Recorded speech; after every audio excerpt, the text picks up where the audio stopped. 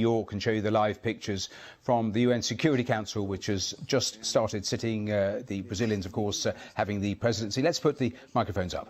For the Middle East peace process, resident coordinator and humanitarian coordinator for the occupied Palestinian territory.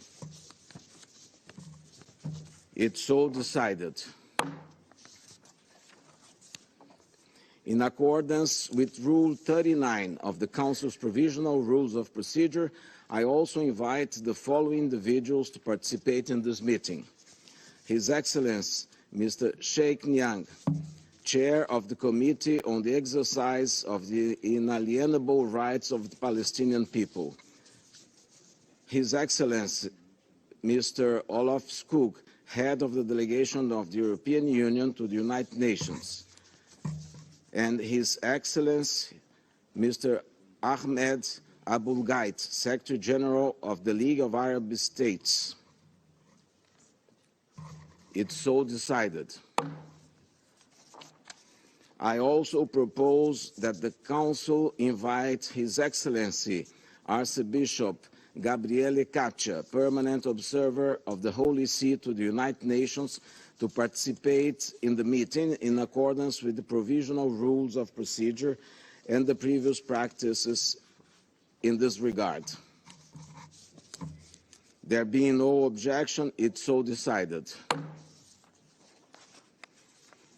The Security Council will now begin its consideration of item 2 of the agenda. I now give the floor to the Secretary General, His Excellency Antonio Guterres. Mr. President, with your permission, I would make a small introduction and then ask my colleagues to brief the Security Council on the situation on the ground. Excellencies, the situation in the Middle East is growing more dire by the hour. The war in Gaza is raging and risks spiraling throughout the region. Divisions are splintering societies, tensions threaten to boil over. At a crucial moment like this, it is vital to be clear on principles, starting with the fundamental principle of respecting and protecting civilians. I have condemned unequivocally the horrifying and unprecedented 7 October acts of terror by Hamas in Israel. Nothing can justify the deliberate killing, injuring and kidnapping of civilians or the launching of rockets against civilian targets. All hostages must be treated humanely and released immediately and without conditions. And I respectfully note the presence among us of members of their families. Excellencies, it is important to also recognize the attacks by Hamas did not happen in a vacuum. The Palestinian people have been subjected to 56 years of suffocating occupation. They have seen their land steadily devoured by settlements and plagued by violence, their economy stifled, their people displaced, and their homes demolished. Their hopes for a political solution to their plight have been vanishing. But the grievances of the Palestinian people cannot justify the appalling attacks by Hamas, and those appalling attacks cannot justify the collective punishment of the Palestinian people. Excellencies, even war has rules. We must demand that all parties uphold and respect their obligations under international humanitarian law, take constant care in the conduct of military operations to spare civilians, and respect and protect hospitals, and respect the inviolability of UN facilities which today are sheltering more than 600,000 Palestinians. The relentless bombardment of Gaza by Israeli forces, the level of civilian casualties, and the wholesale destruction of neighborhoods continue to mount and are deeply alarming. I mourn and honor dozens of UN colleagues working for UNRWA. Sadly, at least 35 and counting, killed in the bombardment of Gaza over the last 2 weeks. I owe to their families my condemnation of these and many other similar killings. The protection of civilians is paramount in any armed conflict. Protecting civilians can never mean using them as human shields.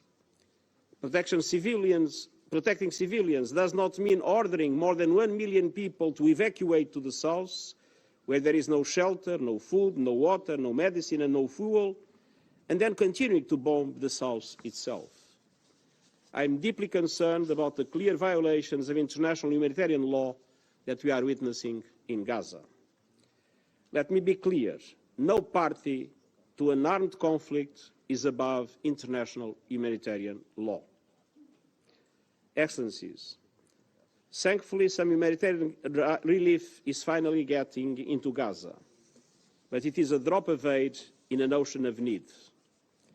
In addition, our UN fuel supplies in Gaza will run out in a matter of days, and that would be another disaster. Without fuel, aid cannot be delivered, hospitals will not have power, and drinking water cannot be purified or even pumped. The people of Gaza need continuous aid delivery at a level that corresponds to the enormous needs, and that aid must be delivered. I salute our partners in Gaza working under hazardous conditions and risking their lives to provide aid to those in need. They are an inspiration. To ease epic suffering, make the delivery of aid easier and safer, and facilitate the release of hostages, I reiterate my appeal for an immediate humanitarian ceasefire. Excellencies, even in this moment of grave and immediate danger, we cannot lose sight of the only realistic foundation for a true peace and stability, a two-state solution.